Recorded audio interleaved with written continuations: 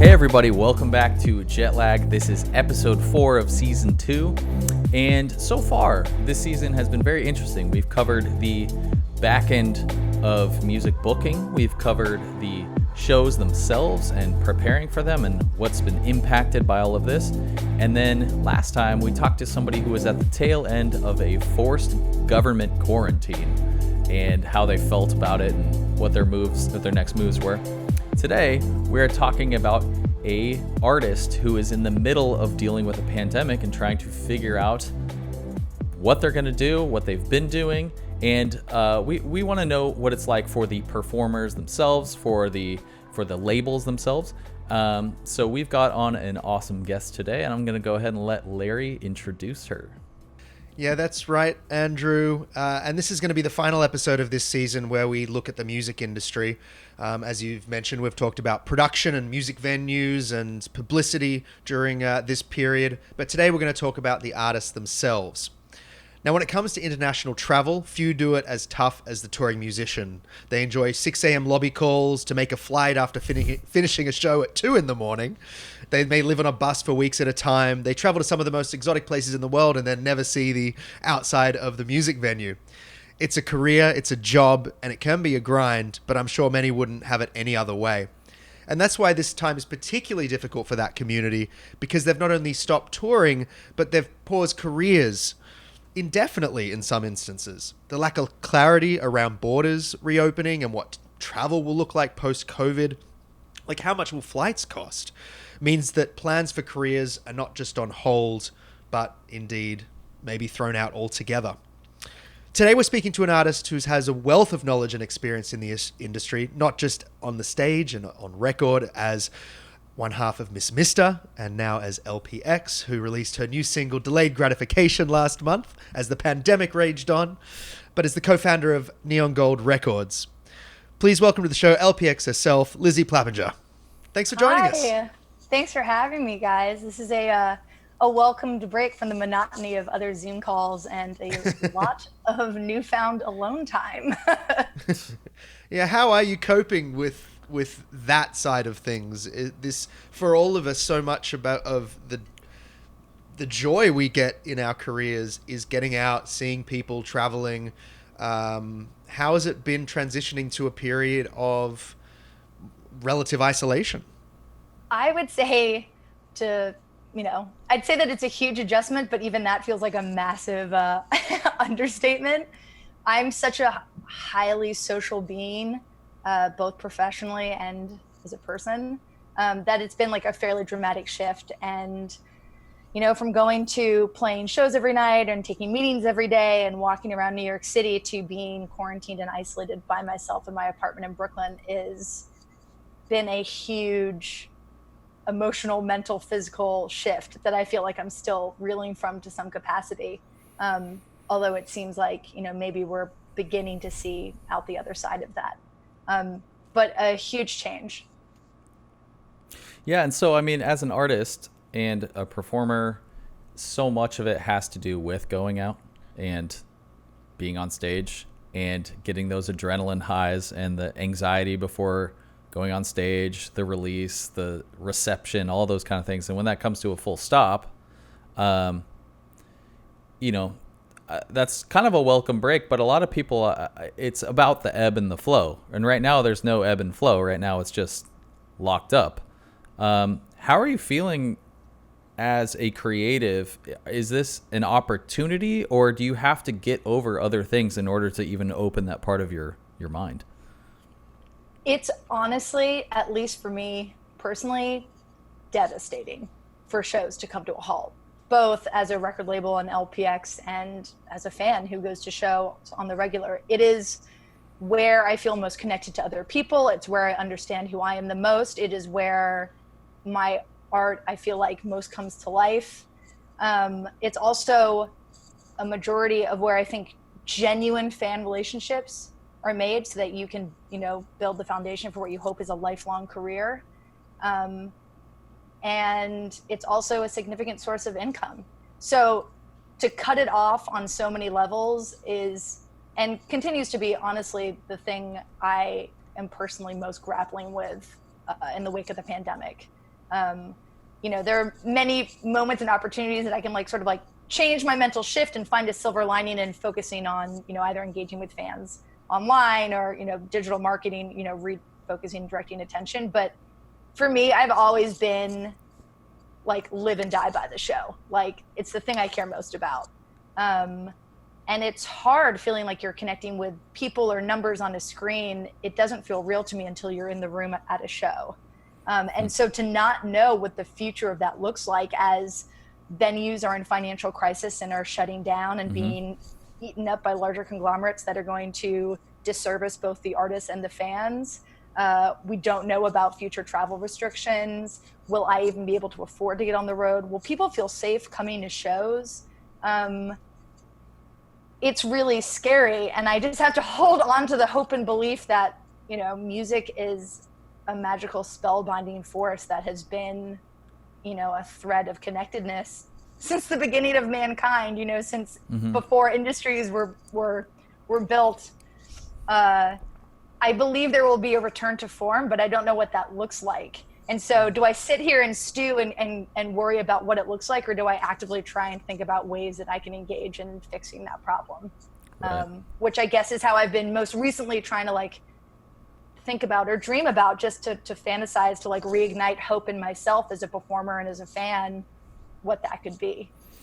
So I'm curious, because I guess we kind of did this out of order, because that's where we're at now. But I'm also curious what things looked like for you leading up until about February, March. What was 2019 like? What were the future plans? And then how did you know personally that something was about to change? So I started LPX in 2018, and I, an avid plan maker and business owner, I've sort of created this blueprint that I really wanted to hold myself accountable to just doing the work and putting one foot in front of the other, writing, releasing, getting on the road, writing, releasing, getting on the road. I always knew I wanted to do 3 EPs and then build into an album, and tour as much as humanly possible between all those releases in order to support and sort of gain fans. So 2019, I was coming off a high of 2018, having released my first EP as an artist and feeling like I was really starting to establish myself as LPX and standing on my own 2 feet and differentiating myself from what I had achieved with Miss Mister. And was so lucky, coming hot off the heels of playing Falls Festival in Australia, I returned to America only to find that a friend of mine, an artist, Mo, was on tour in the States, but her support act had dropped off last minute. And I reached out directly, and within 24 hours after basically coming off a flight from Australia, I got back on the road, was able to do that tour.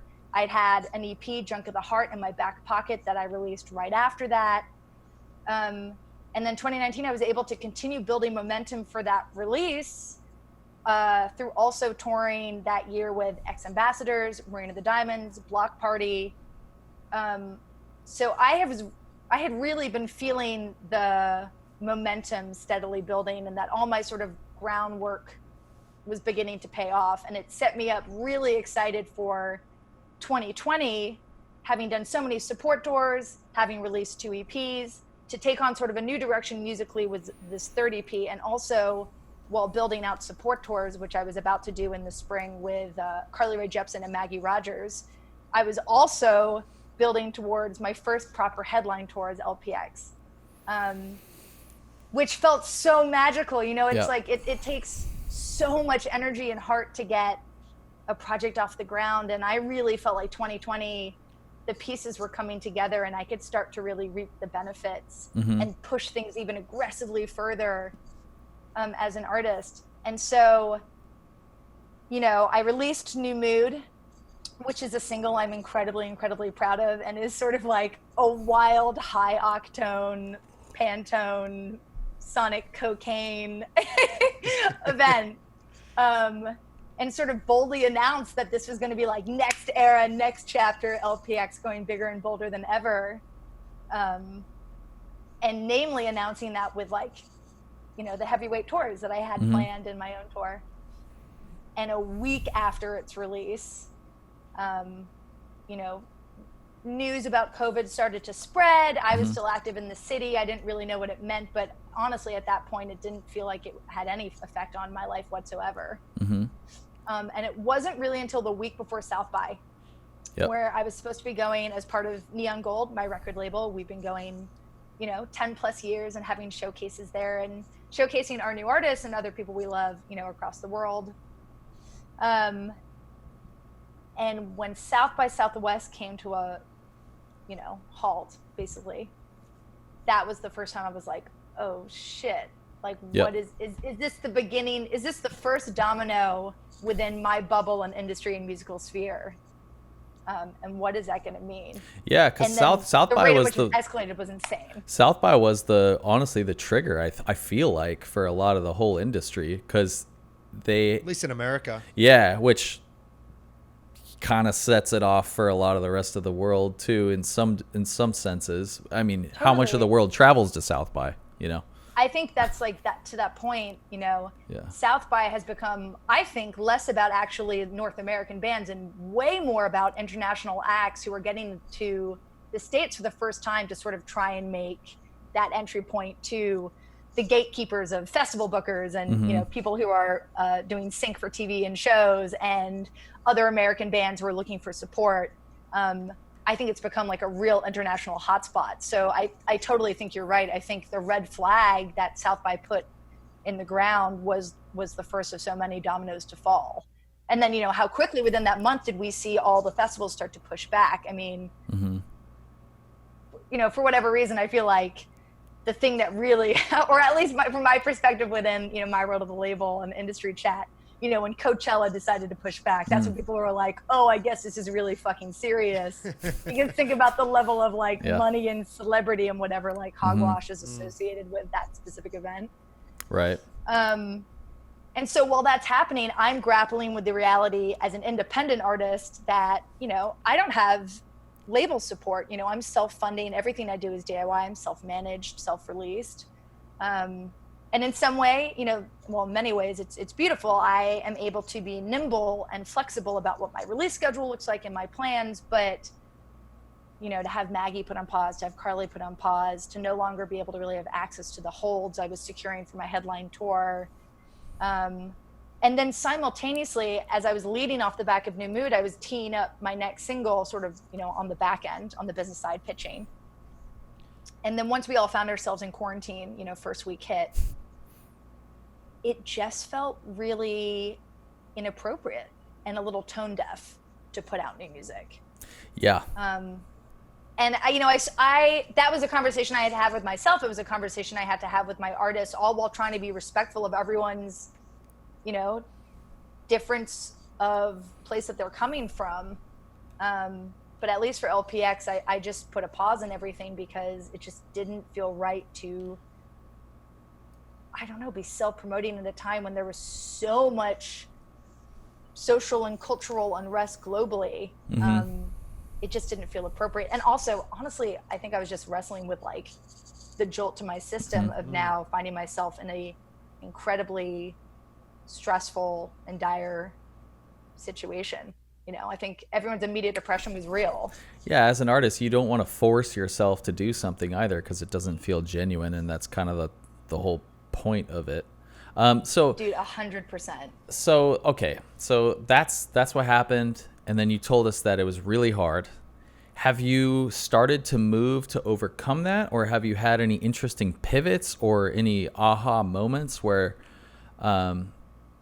this has changed things for you more than just temporarily? I think I'm still coming out the other side or grappling with what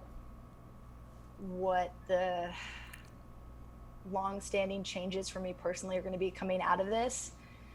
I would say that first month I was just so depleted pretty much in every way. I saw people doing live streams and, right. Artists in all mediums sort of encouraging artists to write and create and, like Shakespeare wrote X, Y, and Z in this time period. And honestly, I felt like I was really drowning in the pressure and anxiety around feeling like I should be creative and use that time and just not being able to show up. And that felt really shitty as someone who's always used writing and art as an outlet to sort of get through those moments of like personal unrest. Right. But I also felt like, and I wonder if that was, your guys' experience, when I reached out to other musicians, the response was almost overwhelmingly the same, that people just weren't able to sort of like creatively show up. And so instead of fighting it, I took that first month to really lean into just feeling blue and trying to process it as a human. Did you do live streaming or anything? Were you jumping on that at all? I didn't do any live streaming. Honestly, like I said, I live alone. I'm really not set up to do something like that. And on a personal level, and I say it without judgment of other people who found that to be like a helpful exercise, I personally didn't like watching the live stream. So it's not like a space I wanted to contribute to. I found it like, I like, maybe this is inappropriate to say, I really found it like depressing to see people.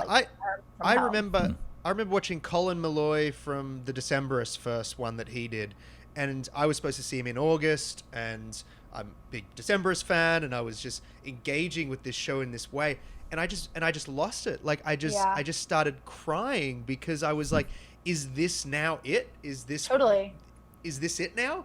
And that was a depressing prospect. That's interesting. I guess I had a different experience because really, really early on, I watched this hardcore band Code Orange, who was supposed to have their release show. And within 48 hours notice, they're like, it's canceled. So they just turned the whole venue into a live stream setup and did their record release on Twitch.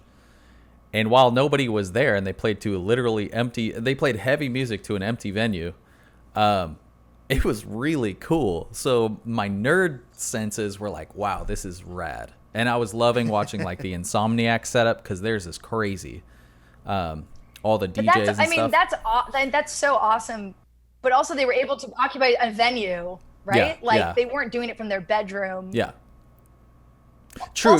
Yeah, there's a big difference visually if it's like somebody in their house like trying to make do. I mean, they still had like a production pretty much. But that's also cool to hear because I was thinking about how like, especially the live streams, it feels so limiting in terms of like genres that really translate in that platform and medium. So it's actually really rad to hear that you saw a hardcore band where so much of the show is about just like mosh.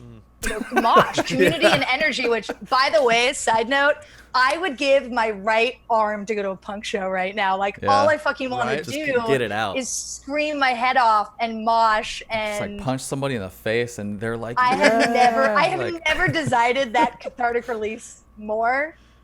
I've seen a lot of speculation online, people wondering like, are shows going to be insane after this? Like how aggressive is it going to be? But are we allowed to? Let's. I don't know. Yeah, I even saw something recently. I wonder if you guys have also like seen this video going around. Some club in Belgium, I think it is, was hosting raves, but they were like seated raves at 6 feet apart, and people have to dance in the chairs. And like, I'm watching it, and I'm like, man, I don't want to like be negative or get down on you for like you doing you. And if this is serving someone, then I'm for it. But it's not what I want. I'm not about that. It's challenging. So no, I didn't do the live streams. I wasn't set up to do so. It wasn't something I felt like artistically aligned with what I enjoy about performing. Right. Nor did I think I really get off on it. I have enjoyed how like, some people have really like run with the prompt and made it their own. Like, Karen O, who I'm like diehard fan of, she was doing this IGTV series, which I guess is less of a live stream. They were like, constructed performance pieces. But she'd have this thing where someone in her house kept opening a closet, and every time they opened the closet, it was like a different setup, and she performed a different song with like a different like mood. And it was so fire. And I loved that, the idea of like these sort of mini live performance music videos. Yeah. And the creativity that's erupted within the confines of that constraint is really rad, and that has been super inspiring. So yes, I did not jump on the live stream. I put my plans on hold. I allowed myself to be a depressed piece of garbage that first month. which I needed to do. Like, I just couldn't fight it. And then I had a little bit of a turning point where suddenly, instead of feeling like I was longing for what was or what I hoped was coming, I just decided to sort of focus on, not to sound hippy-dippy about this, but focus on like what I control in the moment, in actuality, in present, to make everything feel like a joy. And I started deep diving on albums and musicians that I always sort of meant to listen to but never really got to, films that have been on my to-do list, books. Like, I really started making my apartment and my personal like mantra to just become this like luxurious artistic sponge to anything and everything I could get my hands on, and fill myself with as much inspiration as humanly possible. And that was truly mind-blowing and completely changed my disposition that second month, where I started to really appreciate the pause. And I recognize that's a totally privileged position to come from, but that was my personal experience. And watching The Handmaiden, which is like this Korean Japanese erotic psych thriller, one of like the most visually beautiful films I've ever seen, and then reading an Eve Babbitt's book about her experience in the music industry in Hollywood in the 70s, and then jumping into a Yayoi Kusama documentary and seeing the world that she created for herself, and listening to Miles Davis from his very first record up until his very last. I mean, I just started using the time as this personal education course moment, and that was really special. So really special. So I guess that kind of goes into the next phase, which is, where do you see this going in the next 6 months, and how does all of that sponginess you put yourself through, where does that put you in that path? I feel like after that second month and sponginess, I felt super energized. I mean, like really energized and refocused on, I just had so much clarity about the things I really was falling in love with. I started to feel less precious about the idea of what a release can look like, what I'm capable of as a musician and visual artist, and felt more inspired to create my own artwork, do my own DIY videos, to not hold it to this impossible standard or put it in the hands of other people, and just allow it to be as me and hands-on and craft-oriented as possible, which led me to the point of wanting to put out Delayed Gratification, where, I took the single art, I took a week before the release came out of myself on my floor with my Polaroid camera, uploaded it like I've been making a DIY lyric video, writing my own like press release and drafts. I mean, just occupying anything I would usually hand off to someone else, I just did myself. And it became this lesson in that I am so capable of doing all these components and pieces if I let go of that like fear and preciousness, and some like fantasy level of professionalism that I'm imposing on myself that maybe doesn't matter. And so I was getting really excited leading up to this release. And then a week after this release, George Floyd's murder took place. And obviously social media and the world has been galvanized for the better to refocus all of our collective energies in the Black Lives Matter movement. And so respectfully, not dissimilar to COVID, I've had to sort of be nimble and flexible and be like, okay, not my time to self-promote, not my time to occupy this digital space, which as an independent artist is sort of the only lane which I have to do that. So in some ways I feel back to square one a little bit in terms of taking a back seat to sort of re-understand what my role as a white woman with privilege is, to be an ally to this movement, to serve myself as an artist, when and where does that come into play, appropriately. And I don't have the answers to that yet. I feel like I've got to go like sort of back to the education bubble. And so whatever plans I had about another single coming in a month, an EP coming this summer, plans I still want to follow through, I'm having to sort of reconceptualize and re-understand what makes sense, where it's appropriate, how is it serving the greater conversation as well as myself as an independent artist. And I don't have those answers yet.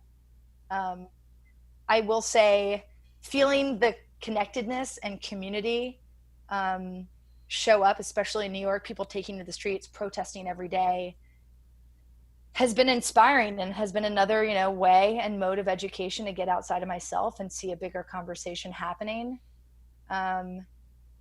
And I am able to be nimble about what my release schedule looks like. And that's a benefit of being independent. And also to see people out in the streets and be together. I'm like, maybe this is really telling. Like, it gives me hope that people will once again feel comfortable to be in a crowd and be at a show. That's true. This is the closest experience I've had to what that feels like in the past months. And it gives me hope that the door isn't closed on shows and festivals for music, that it's just going to be a rebuilding ground. And I hope for the better. Maybe it will mean, I hope it means, more gender equality on festival lineups, more race equality on festival lineups, more quality across the board on touring opportunities, more quality in terms of how industry is hiring people and supporting artists of color and female artists. And I hope, I'm trying to find the positive and the beauty and joy in a time that feels very devoid of any. But that's my sort of default mode. There's always something exciting about a clean slate, though. And I feel like that's kind of where we're at right now, where a lot of stuff is getting destroyed and erased. And it's kind of up to everybody who's a decision maker to decide what's next. So 100%. I guess that's where the exciting part is. You just can't stay too latched on to what's now gone. Yes.